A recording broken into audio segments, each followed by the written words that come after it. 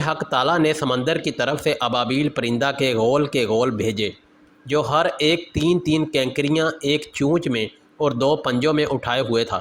یہ کینکریاں چنے اور مسور کے دال کے برابر تھیں۔ ان پرندوں نے یہ کینکریاں ابرا بادشاہ کے لشکر کے اوپر پھینکی۔ بسم اللہ الرحمن الرحیم۔ جس سال حضرت محمد صلی اللہ علیہ وآلہ وسلم کی ولادت پاک ہوئی، اسی سال تقریباً 570 عیسوی میں ابرا بادشاہ شاہ یمن نے خانہ کعبہ کو منہدم کرنے کی غرض سے مکہ معظمہ پر چڑھائی کی تھی۔ اس نے یمن کے دارالسلطنت صنعا میں ایک بڑا گرجا تعمیر کیا تھا۔ اس کی تعمیر سے اس کا منشا عربوں کو حج کرنے کے لیے کعبہ کی بجائے اس گرجا کی طرف متوجہ کر کے خانہ کعبہ کی مذہبی حیثیت کو ختم کرنا تھا۔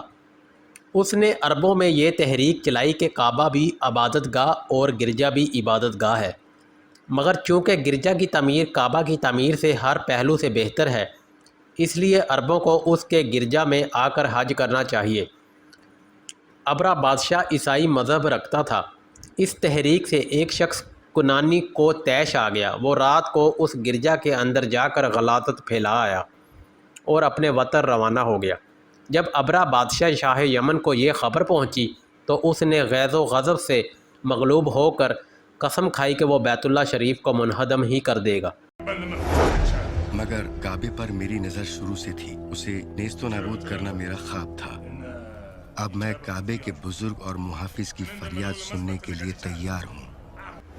اور خیال کیا کہ کعبہ کی عمارت ختم کرنے کے بعد تو عرب مناسک حج اس کے تعمیر کردہ گرجا میں ادا کرنے پر مجبور ہوں گے۔ یہ اس کی اپنی سوچ تھی۔ سلطنت کے غرور نے قدرت کے انتقام سے اندھا کر دیا۔ اپنا لاؤ لشکر لے کر، جس میں 13 ہاتھی بھی شامل تھے، مکہ کی طرف روانہ ہوا۔ راستے میں مقابلہ میں آنے والے عرب قبائل کو تخت و تراج کرتا ہوا طائف، جو مکہ مکرمہ سے بدتر مشرق 65 میل پر ایک بہت سرسبز شاداب خطہ ہے، پہنچ کر پڑاؤ کیا۔ حضرت عبد المطلب ان دنوں قریش کے سردار تھے۔ ابرا کے لشکر کے آمد کی اطلاع مکہ مکرمہ پہنچ چکی تھی، مگر سرداران قریش خاموش امن پسندی کا مظاہرہ کر رہے تھے۔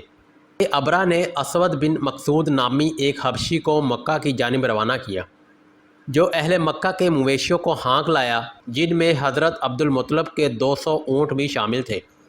اسود نے یہ سب مویشی ابرا کی خدمت میں پیش کر دیے۔ قریش اس اشتعال انگیزی پر بھی خاموش رہے، کیونکہ ایک تو ان پر ابرا بادشاہ کے لشکر کو عددی برتری حاصل تھی، اور دوسرے ان کو یقین کامل تھا کہ خانہ کعبہ اور اس کے خلیل حضرت ابراہیم علیہ السلام کا گھر ہے۔ خدا اپنے گھر کے انہدام سے ابرا کو نہیں روکتا، تو یہ اسے اختیار ہے، اور اگر وہ اسے بچانا چاہتا ہے تو وہ اس پر قادر ہے۔ قریش کی طرف سے خاموشی نے ابرا کو اور بھی دردناک اذیت میں مبتلا کر دیا، تو اس نے ایک قاصد حناطہ حمیری نامی کو مکہ ارسال کیا تاکہ وہ وہاں کے سردار کا پتہ لگا کر اسے بادشاہ کا پیغام پہنچا دے کہ وہ ان سے جنگ کرنے نہیں آیا، بلکہ صرف بیت اللہ کو منہدم کرنے آیا ہے۔ چنانچہ قاصد نے حضرت عبد المطلب کے سردار ہونے کی تصدیق کے بعد انہیں یہ پیغام پہنچایا، تو حضرت عبد المطلب اس قاصد کے ساتھ ابرا بادشاہ کے پاس بغیر ہتھیار لگائے تنہا پہنچ گئے۔ نقیب نے اندر اطلاع کی، اجازت ملی، اندر تشریف لے گئے۔ بادشاہ تخت سے نیچے اتر کر تعظیماً فرش پر بیٹھ گیا اور حضرت عبد المطلب کو بھی اپنے برابر جگہ دی۔ وہ حضرت عبد المطلب کو کھڑا نہیں رکھنا چاہتا تھا، اور اگر تخت پر جگہ دیتا تو حبشی درباریوں کی طرف سے تان کا خدشہ تھا، اس لیے وہ خود نیچے اتر کر فرش پر بیٹھ گیا۔ دونوں طرف سے خاموشی تھی۔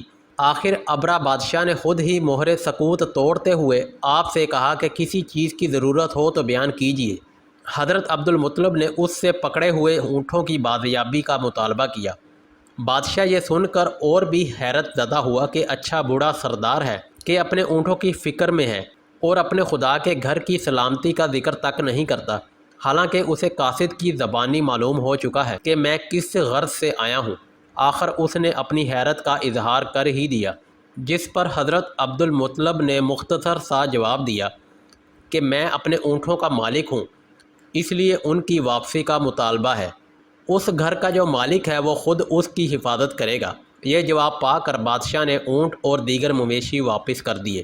حضرت عبدالمطلب مویشی لے کر مکہ آ گئے اور اپنی قوم کو ابرا بادشاہ کے لشکر کے متوقع حملہ سے بچاؤ کی خاطر گھر چھوڑ کر پہاڑوں اور دروں پر چھپ جانے کا حکم دیا۔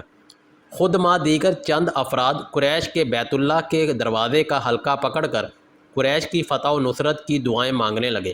ادھر ابرا بادشاہ نے مکہ میں داخل ہونے کی تیاری کی اور کعبہ کے انہدام کے پختہ ارادہ کے ساتھ اپنے سب سے بڑے ہاتھی محمود کو اس مقصد کے لیے تیار کر لیا۔ اس وقت پڑاؤ مکہ سے باہر 7-8 میل کے فاصلے پر ایک وادی میں تھا۔ ہاتھی کو مکہ کی طرف چلانا چاہا تو وہ بیٹھ گیا اور ایک قدم آگے نہ اٹھایا۔ جب مخالف سمت میں دائیں یا بائیں چلانے کا ارادہ کرتے تو ہاتھی اٹھ کر بھاگنے لگتا۔ اس بدبخت نے ہاتھی کے عمل سے بھی سبق نہ لیا، کیونکہ بربادی اس کا مقدر بن چکی تھی۔ اسی کشمکش میں حق تعالیٰ نے سمندر کی طرف سے ابابیل پرندہ کے غول بھیجے، جو ہر ایک 3 کینکریاں ایک چونچ میں اور 2 پنجوں میں اٹھائے ہوئے تھا۔ یہ کینکریاں چنے اور مسور کے دال کے برابر تھیں۔ ان پرندوں نے یہ کینکریاں ابرا بادشاہ کے لشکر کے اوپر پھینکی۔ جس انسان کو ایک کینکری بھی لگتی وہ وہیں ہلاک ہو جاتا۔ صرف چند آدمی جن کو کینکریاں نہیں لگی تھیں بچ کر تیزی سے راستہ طے کرتے ہوئے یمن کی طرف بھاگے۔ ان میں ابرا بادشاہ بھی تھا۔ راستہ میں ابرا بادشاہ کے جسم کے اعضاء کٹ کر گرنے لگے اور صنعاء دارالسلطنت تک پہنچتے پہنچتے وہ اس چڑیا کے بچے کی طرح لنجا رہ گیا جس کے بال پر نوچ لیے گئے تھے۔ پھر اس کا سینہ شق ہو گیا۔ یوں ابرا بادشاہ کیفر کردار تک پہنچا۔ وہ گرجا جو ابرا بادشاہ نے یمن میں بنوایا تھا، بنو العباس کے خلیفہ اول صفاح نامی کے زمانہ میں زمین بوس کر کے آثار مٹا دیے گئے۔ وہ وادی جہاں پر ابرا بادشاہ اور اس کے لشکر پر عذاب نازل ہوا، مکہ مکرمہ سے عرفات جاتے ہوئے راستہ میں پڑتی ہے اور وادی محصر کے نام سے موسوم ہے۔ حجاب کرام وہاں سے تیز چل کر یا دوڑ کر گزرتے ہیں۔ اس طرح اس موتوب جگہ کو خدائے ذوالجلال نے قیامت تک کے لیے عبرت کا نشان بنا دیا ہے۔ کہ آج کی ویڈیو مزید ایسی اسلامک ویڈیو دیکھنے کے لیے ہمارے چینل کو سبسکرائب کر لیں۔ ناظرین، ملتے ہیں ایک نئی ویڈیو کے ساتھ، ایک نئے ٹاپک کے ساتھ۔ اللہ حافظ۔